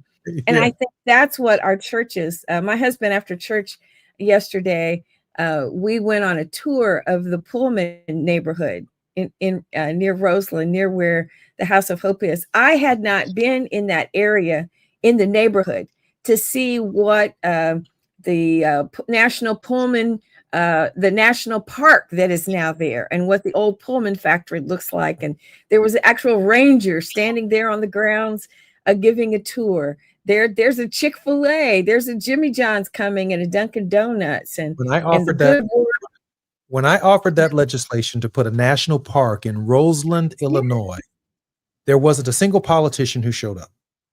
And they laughed at me. The Chicago Tribune and Sun-Times, they laughed at me. A national park in an urban area. And that legislation ultimately made it to the president's desk with subsequent legislation. And it was a seed that laid the foundation for an entire region that attracts Right. And volunteers, the visitors. economic engine that Yeah. is, yeah, that is now possible because of your work to make that a historic site is really, really important. That whole neighborhood is changing. There are other businesses that are now locating in that area because it is changing. Getting the they're going to extend the red line right past 95th Street. So it's all of that is just a sign of how the church, and as you know, Reverend Meeks and now Reverend Dates have been active in this community. They haven't been saying this isn't our business. They've been saying it is our business because part of our business is Jesus said, I've come that you might have life and that you have it more abundantly. So part of our business is abundant life in our communities. And if we're not engaged in those things, you know, the work of the church, it has to be that. It has to be about that. You must have the faith not to fall. I'm Jesse Jackson Jr. on KBLA Talk 1580. You've been with Reverend Dr. Teresa Hort Owens. She is our regular Monday contributor. When we come forward, more on KBLA Talk 1580. I'm Jesse Jackson Jr. Central Avenue between MLK Boulevard and Vernon Avenue. Our featured acts this year are Gregory Porter.